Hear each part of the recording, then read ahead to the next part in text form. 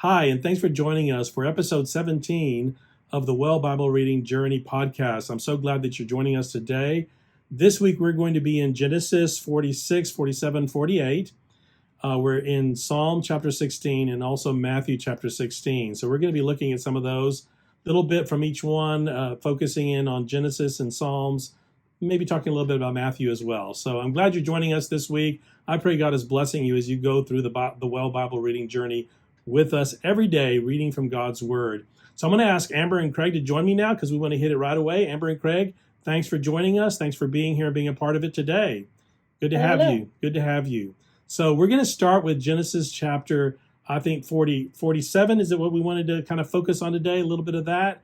We'll be pulling in some of the others as well because it's all kind of one seamless story. Yeah. So Craig, what did you get this week reading Genesis chapter 47 in particular? I had really three themes that I'd like to hit on if we have time. I'll start with kind of the overall progression of the story at this point, where Genesis 46 through 47 began to move the story from a person called Israel to a people called Israel. The author of Genesis provides both Joseph's reunion with his brothers and with his father, along with the list of the 70 members of Jacob's family who migrate to Egypt. We see that starting in verse 46, verse 8, with the quote Israelites, and concludes that list of descendants with the house of Jacob in verse 27. And this is the first signal we see of the shift of the focus from family to people that sets up the book of Exodus to come. I don't know if y'all have any comments you want to hit with that, but I have a couple of things on economics and politics that set that up after you guys weigh in. Yeah, before we move on to that, I saw the exact same thing. And it reminded me back when we were reading the Abraham story. And Abraham, God told Abraham that they were going to be sojourning for 400 years. And so this is the beginning of that. And I say this knowing it's probably not true, but I wonder if any of them were like, hey, I remember my great grandfather or my great great great uncle. I mean, he had this, God told him that we were going to be exiled for 400 years. And as they entered Egypt, if any of them ever wondered, or the reason why Jacob even said, we are sojourning in this land, if he said it that way, because he kind of maybe had that feeling like this is the beginning of that long journey away from the promised land for 400 years. And as we know, because we can look backwards at the story, that they came in as 70, but they leave 400 years later, probably closer to 2 million people. So they definitely, that was quite a sojourn. Yeah, it was. It is possible, I think, that Jacob had this sense of that history and that promise as the patriarch. He may have had some sense of God is doing something different here, and it may have something to do with that prediction, that prophecy, or that promise, if you will, that they would sojourn for that length of time. So yeah, I think you're right on, both of you guys, and especially in this idea of now they're moving from the patriarchs and we're moving out of the time of the patriarchs, really. Really, Jacob is considered to be the last line of the patriarchal period, moving into the period of the formation of a nation. Now you have 12 tribes, and they begin to focus on the 12 tribes, and certain tribes rise above others in terms of how much space they get in the narrative, right? So I mean, Reuben and Judah, and of course Joseph and Benjamin seem to have a little bit more space than some of the other tribes. But it really moves that emphasis to this is a nation that is forming. So I think, Craig, maybe your question was, uh, what's the kind of socio-political, economical stuff going on? Because there's a lot of economics in this part of the story. They're dealing with famine, which was very common in those days. It was not uncommon for the famine to hit the entire Middle East, area. So for them, the whole world was starving, was coming to Egypt for that reason. Uh, but I think ultimately it's just brilliant when you look back on it that God places them in Egypt. They're going to be there for 400 years, and I see it as very much this incubator time where Israel moves from being really a hunting and foraging kind of society, and then also an agriculturalist society. They were in animal husbandry. They had flocks and herds, so they were nomadic. They moved from place to place. They lived in tents. They moved from place to place. And it's very difficult, if not impossible, to become a great nation when you're a nomadic people. The nomadic tribes were never able to flourish because they were constantly moving, and it was very dangerous. People died. They had tribal wars. It was a very difficult life. And here in Egypt, they learned how to become more agricultural than even animal husbandry, even though they start off as shepherds and flocks and so forth. But eventually they begin to plant. This is the first time that the people of Israel actually plant themselves somewhere. In this case, the land of Goshen. Talk a little bit about that. But they plant themselves for 400 years, so they can develop. To Amber's point, they go from 120 people or so that come over to 2 million. It's estimated, right? By the time of the Exodus, I mean that's some pretty massive. That now you're a nation, right? In those days, that was a lot of people, and so I see this happening there in Egypt. And you think about Egypt too. Not only did they have the opportunity now to stay and really grow and become a nation, become one people group, because when you're in a culture where you're different from them, you stick together. They were kind of segregated into this area called Goshen, which was on the mouth of the Nile where it dumps into the Mediterranean Sea. It was a very rich, kind of soil rich area, so they get to flourish there, but they're also sticking together. They have to stick together, right, as people. And so they just grow into this amazing people group there. But you also think about Egypt. Uh, what a brilliant thing for God to do to have them in Egypt in particular, because Egypt was the most advanced civilization on the face of the earth. You see the pyramids, you see all the great things they've done. We have even archaeologists and geologists today can't even. There are some things about how they built the pyramids we still haven't figured out how they did it. How did they do this?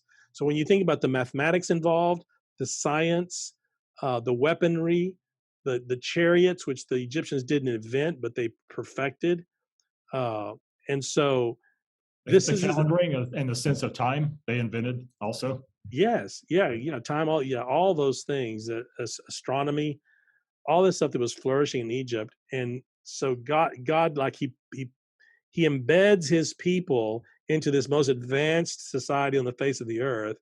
And you have to know that the Hebrew people learned so much from the Egyptians. And after 400 years, they were almost more Egyptian than they were Hebrew, right? Moses comes back and actually has to remind them who they were. Hey, you were the people. You're the God of Abraham, Isaac, and Jacob. Do you remember? Right? He has, and he's the most powerful God. He's the God above all other gods. The Egyptian gods are nothing compared to your God. It was almost like they had forgotten that because they become so Egyptian in their thinking and their ways. But it was the most advanced culture on the face of the earth, and God planted them there and said, "Flourish, right? Grow." That kind of Okay. thing.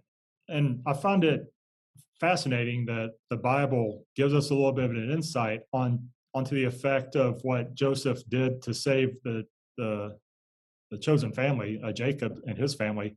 What he what Joseph did for them, what the result and impact was for the Egyptians. In verses 13 through 26, we see basically an account of worldly politics and economic power games. We know the economy of heaven doesn't work through settled accounts and transactions, at least not since Jesus died and was resurrected for us in our sins. But here in Genesis 47, we see the world's system of economics and power politics in overdrive. People who paid taxes in the form of grain during the times of plenty now are made to buy that very food back that they paid in taxes in the times of famine. Is that fair? I mean, I think what God is doing here is brilliant from a chosen people, the Israelites growing into a nation perspective. But what Joseph does here from an Egyptian standpoint is totally fascinating, and the Bible shares it. Yeah, Uh, essentially, the slave who came into Egypt saves the Egyptians through enslavement. yeah. No, The he world was does. turned on its head, right? Yeah, it's kind of a hard one to read and to really understand. I think the biggest kind of like the takeaway or maybe the message that maybe the writer was trying to send was how much Joseph enriched Egypt, how much Egypt owed to Joseph.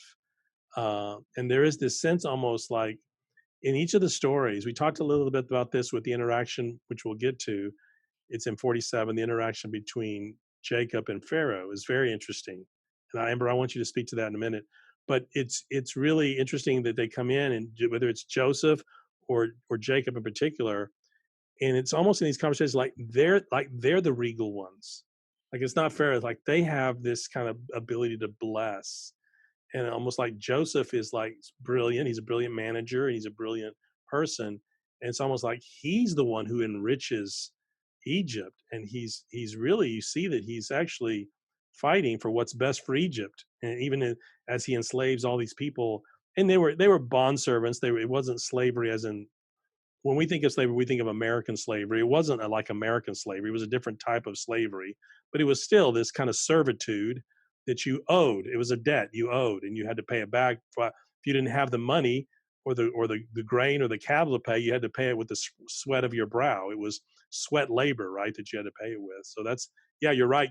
That's very interesting because it seems, well, that seems like he's enslaving people and doing evil, and God seems to use it anyway. But Amber, you had just speak a little bit to that conversation between Jacob and Pharaoh, because that's in this section and it's really interesting. Yeah, I when I was reading, I tend to highlight underline things that stick out to me so I can come back to them later. And so I was reading through here, I underlined where Jacob in verse 7, when he's introduced to Pharaoh, he blesses him. And so I underlined it to come back to. And then just a couple verses later in verse 10, this is after their conversation, which I also want to talk about. It says Jacob blessed Pharaoh and went out. And I was like, wait, didn't he already bless him once? And I know from past studies here with our podcasting, anytime things are mentioned twice, we should pay attention. Right. So I paid attention, but I wasn't quite sure how to handle it. So I was like, okay, Jacob blesses Pharaoh twice here. Is he just, paying him some respect, like kindness for thank you for letting us be in your land and letting us stay in Goshen? Is it a thank you, bless you, thank you? Or is this something else? Like for us, it almost looks like the lower is blessing the higher because Pharaoh is, Jacob's people are about to starve to death, and here they are having to move to Egypt. But if you think about it in a worldly way, Pharaoh was greater. But if you think about it in a godly way, Jacob was anointed by God. He held the promise. And so wonder if there was something else happening here. So Ellis, help me understand why there's twice he blessed him. Yeah, he blesses him at the beginning of the conversation before he even starts, Hmm. and then he blesses him again at the end of the conversation. And that's extremely interesting to me. And I think you're right. When the scripture does that, it bookends this conversation between Pharaoh and Jacob. Jacob, to Craig's point earlier, you see almost like Jacob coming into his own, like he also is the ruler over a nation that is still in its infancy, Right. but you see these two almost, to your point, Amber, almost as their equals, or maybe even Hmm. Jacob is greater than Pharaoh, which you would not expect in this situation. Jacob's coming to be saved by Right. Egypt, literally through the famine. But I think there's several things going on here. I mean, one is that the blessing is a way of basically saying thank you.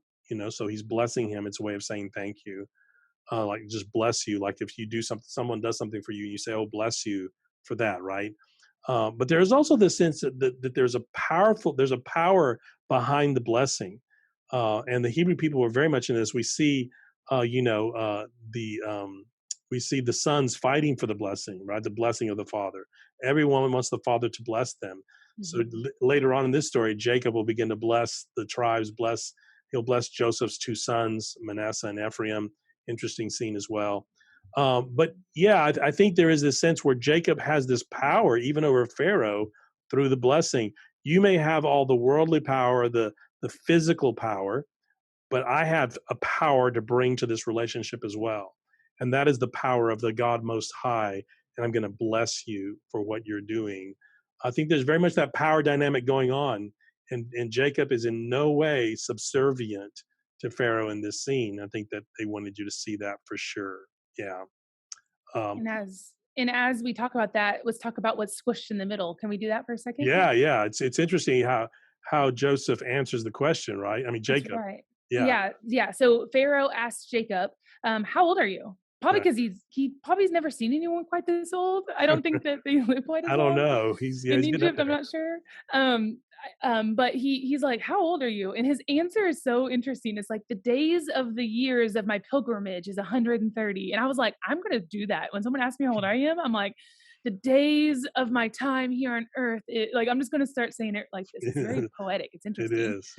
And then he says, "They were few and evil have the days of the years of my life been." And I was like, "That's a really interesting way to present yourself. Almost kind of give him a life, like I'm 130 and things haven't been awesome this whole Yeah. time, and here I am, sojourning. I'm not immigrating to your land. I'm only here temporarily, hopefully." Right? He's kind of saying about his story, and so I thought of it this way: Jacob kind of has a little bit of a pessimistic view here. I don't know if it's because he thinks he's on the going to die soon. So he's kind of at the end of his life, kind of thinking back on his life.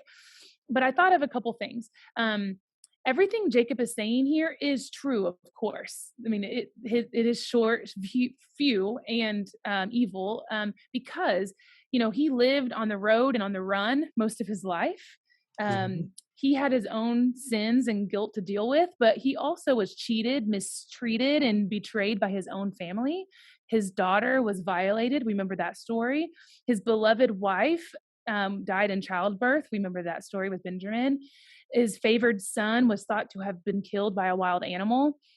He feels like he's close to death, and it's 50 years younger than his own father was. And that's sort of the way he views his life right now. But I want us to remember all the things we've been reading over the last few weeks and months together, is that he could also have perspective of the same events a little differently. So Jacob has also been greatly blessed by God. He escaped the brother who wished to kill him. He became vastly wealthy at the expense of his father in law, who tried to cheat him. He was given 12 sons and dozens of grandchildren. His lost son, who he thought was dead, is Joseph, has now been restored to him. Him and his family are being saved on the edge of starvation. They're being saved here. And Mhm. above all, he carries this powerful promise of God that his fathers carried, the promise. And not to mention the countless experiences he's had with God personally. I wish I could experienced a few of those angels and wrestling with God at times in my life, right? There's so much good that also is happening here. So it's all about perspective. He's at the end of his life. He kind of gives Pharaoh the it's been hard, but there also has been a lot of good as we've been reading this story. Yeah. No, that's interesting. So you can approach it from two different directions, and Jacob seems to be a kind of more of a pessimistic kind of a. Hmm. My Bible translates that the years few and unpleasant. I know that the Mm-hmm. one that some have evil, but Hmm. basically the idea behind evil is few, and it's been a rough ride, right? It's not been easy, right? Hmm. Which certainly for Jacob it hasn't. There is this sense too, I think, in some of that of maybe a little bit of a confession, because a lot of what Joseph has experienced has been his fault. I mean, Sure. it's been he made bad choices. He did some bad things. He did some wrong things, and so it's almost all like this confession time where my life has been rough and hard, and a lot of that has been my fault, right? And now but it's interesting that he decides to couch it that way, because you're absolutely right, Amber. I mean, in with those bad things that happen, God keeps rescuing him again and again That's and right. again, and God still blesses him. He has more children than any of the other patriarchs, and he is the father. He's going to be considered the father of the tribes. Where Abraham's the father of the nation, Jacob it takes on his name. He's Israel. He becomes Right. Israel, right? And so eventually, this nation will take on his name, and so all of that pain and all of that suffering and all of that hardship uh, pays off in the end. Right? It pays off. Right. And maybe he hasn't seen the payoff. Although I think you're right. Look, you just got your son back. Why are you Right. so negative, right? Hmm. You just got your son back, and so I think that's a pretty instructive to us, where we can be like that, right? That we don't see the blessings, we only see the bad stuff, and so when we approach life that way, it's important. Awesome. What else in 47? Anything else that somebody wanted to bring up? Craig, you said you had several things. Yeah, I hit the first two. The overall theme of where we're at in the story, the person becoming of Israel becoming a people of Israel, the Mhm. economics and political power games. You've hit well on that, Ellis, and covered that. Third thing is, and Amber, you touched on this a little bit up at top. 120 people become 2 million. But we see here in chapter 47, verse 27, it says that the family of Abraham is fruitful and multiplied exceedingly. So we see here the words fruitful and multiply. We've seen them occur throughout Genesis, but this one is unique. Previously, God has either commanded his people to be fruitful and multiply, or he's promised that they will be. Here we actually find it turning into a reality through the outstanding leadership of Joseph, and Mm. the seed and family of Abraham flourish. Yeah. No, that's it. That's right on. This is the scene. This is the moment. It's the beginning of it's the birth of a nation in a Right. lot of ways. Then the promise of for Abraham. It's not there yet, but you know it is coming, and it is in Goshen that's going to happen. Actually, yeah, And the last thing I had, Ellis, was that I thought it was interesting that Jacob, because I've been talking about Jacob this chapter more than anyone else. It's interesting that Jacob lives another 17 years, because it seems like when he meets Pharaoh, he's kind of towards the end of his days. Everyone thinks that he's towards the end of his yeah, days. And he lives another 17 years in yeah, Egypt. I mean, that yeah. he's flourishing with his family, his new nation, right? What I thought was interesting when I saw the 17 years, it reminded me that in I had to go back and look. I didn't remember. I had to go back and look, but in chapter 37, verse 2, Joseph was actually 17 years old when his brothers sold him to Egypt.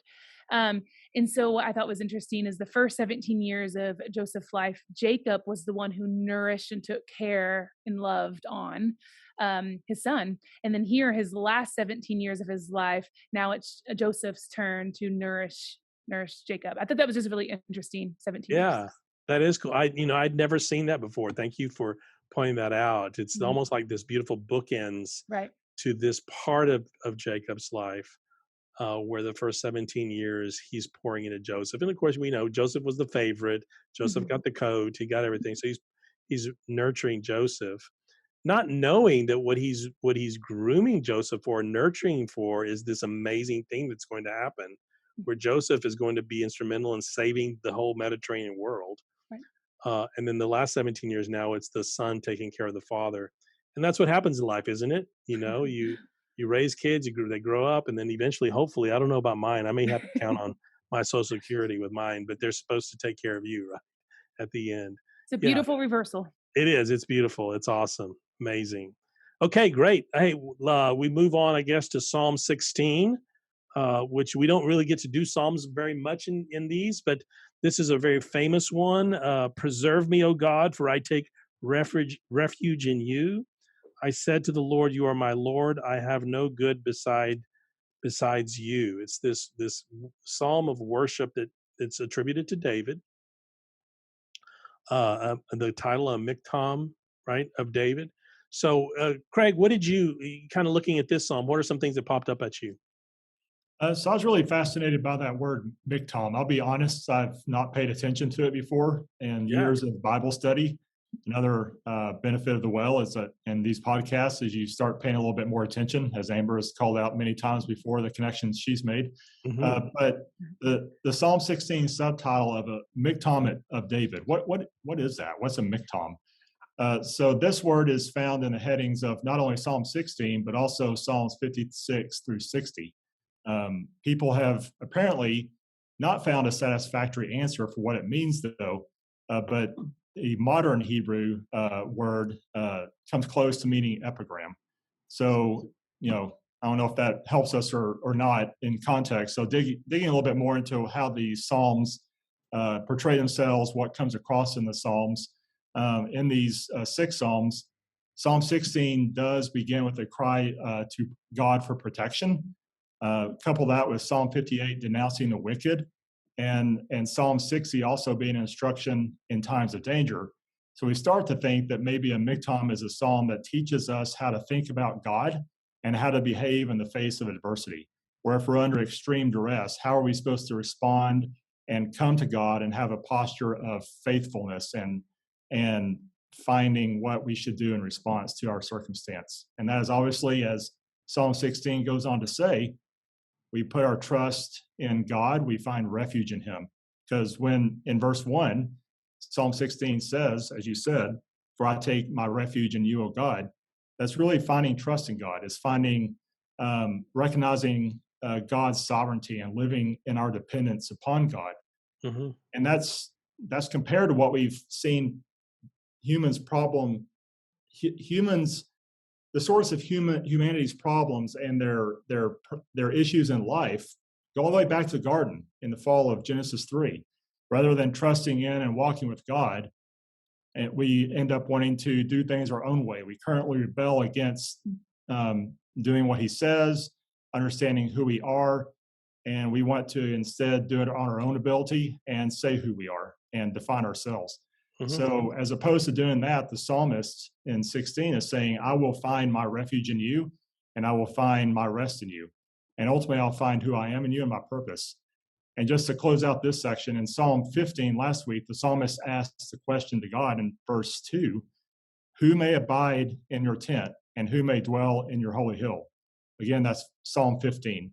Uh, sorry, that's verse 1 where that question is asked. But in verse 2, the answer is, he who walks blamelessly and does what is right and speaks truth in his heart. That's the one who will dwell in the hill or the house of the Lord. So essentially, the righteous are the ones who dwell in God's tent and abide in his hill, and they are the ones in his presence. And now in Psalm 16, we see those who trust in the Lord find their refuge and their protection in him. Mm, that's good. Yeah, yeah. These psalms, all the psalms do it to some degree, but these actually are really strong and actually just pointing us back to our complete and total utter dependence on God for everything. Yeah, yeah.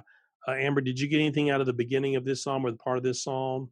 Yeah, I was starting to dig into different words, and I got stuck on the word delight, and so I started looking that up a little bit deeper, and I found that in Hebrew, delight can be translated two different ways, like the root word, but in English we just say delight either way, no matter which one it is. Mhm. And when I was looking it up, it was really interesting that the one of the words for delight is spelt Rasa or Racha, which I can't roll my R's, but you That's know, it. Yeah.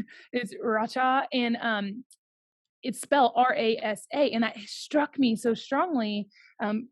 Some of you guys know because I've shared on here that my daughter has a rare medical condition, but specifically, what causes her condition is a mutation of a gene, and the gene that's mutated is the Rasa gene. And I Uh, was like, that's spelled the exact same way. We uh, say Rasa gene, yeah. I'm gonna start calling it Rasha Dream now. But Very good. I don't know. God, it struck me that I've never looked at my daughter's condition. I've looked at her with delight and joy, but I've never seen her condition. So this word rasa in delight actually means to be pleased with or to accept favorably.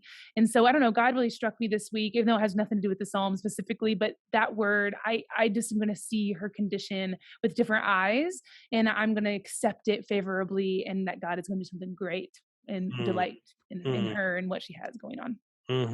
That is so beautiful. That's exactly what the Word of God is supposed to do, Amber. It speaks to you right where you are, Mhm, and that's an amazing insight. The difference between able to say, "I delight in my daughter," mhm, but can I actually delight in her this condition, right? Because in some ways, I mean, that condition it's part of who she is, right? mhm, It's part of the way God made her. He has His reasons, and we don't understand them, but to be able to delight in that is an amazing, powerful, and difficult, right mhm, move. So I'm glad God gave you that word. That's a powerful word for it, and a powerful way to see what's happening with that. Thank you for sharing that. mm, yeah. Yeah. Anything else, guys, in the psalm? I mean, it's a beautiful psalm, and I think it really lifts up God, and it's one of those where he's struggling and wanting and asking, pleading with God to help him. Yeah. I would, if we want to close it out with this, but in verses 3 and 4, there's I found the wording a little bit odd in the NRSV. As for the holy ones in the land, they are the noble, in whom is all my delight. We're talking about God and finding refuge and protection in Him, and then we're shifting to noble ones in the land. Some authors, some translators, I'm sorry, including the New American Bible, translate that a little bit differently. And the New American Bible translation is, "Worthless are all the false gods of the land. Accursed are all who delight in them." We probably don't know which is right, but just a little bit of food for thought, that there's some disagreement there. But I do love the way the Message translates verse 4, because I think this gets to really the core of the theme here for the entire psalm. Hmm. The Message says, "Don't just go shopping for a god. Gods are not for sale. I swear I'll never treat God names like brand names." Mm. Our search for God isn't, looking for the one who will bless us the most, who we can con and try to get the most out of. It is really faithfulness and trust and a journey that in the end equals righteous living, because we are true to Him. And as we will see throughout the rest of Israel's story, they become unfaithful to God, and we see what that brings to them. And Jesus uses the language of unfaithfulness to represent those who are not righteous in the end, right? And Yeah. and we know we have righteousness only through Him, but it's that faithful steadfastness that faith gets to, that the life of faith gets to. Absolutely. Very good. Very good. Well, the Psalms have so much to say to us. They both actually just kind of inspire us in this kind of beautiful poetic way, right? As poetry does. But they also have something important to teach us. Thanks for those insights, guys. I wanted to end really quick. I wanted to go to Matthew 16. We didn't necessarily have this on our schedule. I know you guys didn't have a lot of time to spend on Matthew 16. We were going to focus on Genesis and Psalms, but there's this one part of Matthew 16 that I think is super important. I didn't want to let it get away, and that is the where Peter proclaims Jesus to be Messiah, right? Jesus is asking him, "Who do people say that I am?" Some say you're Elijah, some say you're John the Baptist reincarnated, other, one of the prophets. Jesus says, "Who do you say that I am?" And Peter makes this great confession: "You are the Messiah, the Son of God." And Jesus says, "That's right. Good job, Peter. That was not revealed to you by any man. That's a divine revelation." And then he goes into and on this Petros, this rock, I will build my church. That's a little controversial. Not sure. Catholics say one thing, we tend to say it's something else. And then there's this great reversal where now Jesus is saying, "And by the way, Peter's right on the Messiah, which means I'm going to have to go to Jerusalem. Evil men are going to hand me over. I'm going to be crucified. I'm going to die, rise again." Peter pulls him aside, says, "Stop saying that. That's not true. You're not going to die." And Peter and Jesus, the one who just made this great proclamation, Peter, the one that the Petros is going to build the rock on, build the church on, he's now calling him Satan, right? "Get behind me, Satan." So, what's going on with that? And I don't know if you guys have any thoughts or questions on that. Maybe you have more questions than thoughts. That's fine. I've studied it a little bit, but I just wanted to kind of bring that out there. Yeah, we certainly see the dual nature of the Petros or the rock or the church play out throughout church history. I'm a history buff as well as a theology buff, and I love reading history books themselves about different Hmm. uh, periods and chronicles of history. And church history is as fascinating as anything. And it's amazing how much we talked about Genesis 47 and how much politics and economics played in what Joseph was doing there in Egypt and how that started the Israelite nation. But that's the same throughout the church. I mean, we look at what happened with the church in the early 300s AD Roman Empire and how Constantine came to power, and that's really the catapulting of the church into power. And since then, we've had this problem of how do we honor the relationship with the world's rulers and the world's systems while still remaining faithful to God? I don't think we've gotten it right. I think we're making a journey, but it is a journey or a sojourn. Back to Amber's earlier point. That continues to be the issue, doesn't it? Even to this very day, even in our own country, this balance between church and state, and that whenever the church marries the state, there's this power corrupts, and it tends to corrupt, and that kind of thing. Historically, when the church is married to the church does not elevate the state to a higher level. Usually, the state drags the church down into the mud, right, with Absolutely. politicians, and so Yep. you definitely see that. Amber, did you have any questions or thoughts on that? Yeah, the only thing is that it always strikes me that he says, "Get behind me, Satan," and how he says that, and it always strikes me that we give Satan a really authority, like this name of Satan, and Hmm. God doesn't see Satan as a thing or as a person. He sees it as humans, not seeing God for who he is it makes sense. Like, I don't know if I'm making sense, but I think sometimes we place Satan as this big authority of thing, and Peter's not literally Satan. So why Right. would Jesus say that? He's saying it because the Peter's mind and misunderstanding of God in that moment made him not have see God for who he is. I think we give Satan, I call him the Satan, because when you say Satan, it's just like saying God. We should call him the evil one or the deceptor. He is not Satan. He's the deceptor, the evil one. He is not Satan. So I don't know, that's just something I've learned when I read this passage. Cool. Yeah, that's good. Let me talk a little bit about that, the get behind me part. So yeah, so Jesus says to him, "Get behind me, Satan." And the interesting thing for me there is that what what what Peter has done here, and it has to do with Craig, you were talking about the politics that's going on, and Amber, you also mentioned about the disciple, this kind of reversal where he was this, he's being this makes this great confession, and then suddenly what's happened, and then we talked a little bit about this track through history where the church has always struggled with this dual almost nature, right? So you see the sin nature and you see this ability to have this amazing divine kind of inspiration. You see it happening in Peter both ways.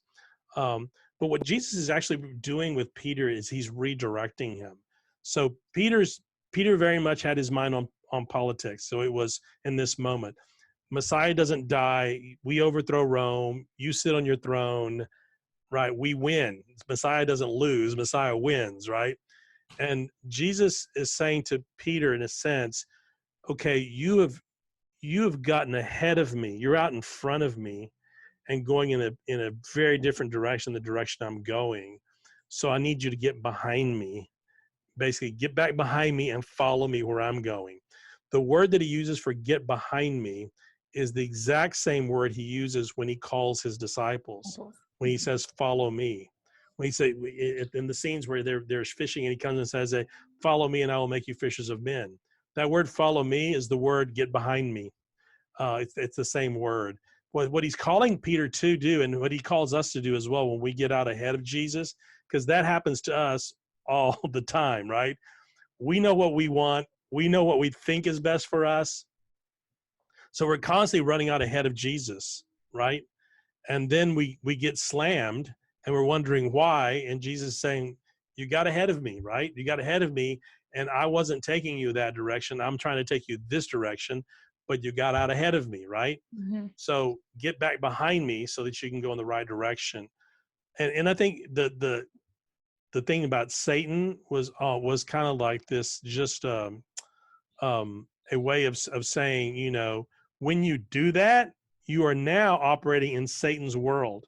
Mm-hmm. You're operating as Satan operated, who rebelled against God. You're trying to do it on your own. And anytime you try to do that, Peter, you're going to get in trouble. And so I think this is a really important word to us. Uh, you can have this amazing time with God and have this amazing insight. And in the very next step, fall into a pit, right? And do the wrong thing. And so it's very instructive for us. Peter, his whole life is very instructive for us. I love studying Peter. Very instructive. He's an amazing person, but a human being, right? And made mistakes. So here's one of them, and it's a pretty cool place where Jesus says, "Get back in line, Peter, and follow me, and don't ever tell me I'm wrong again."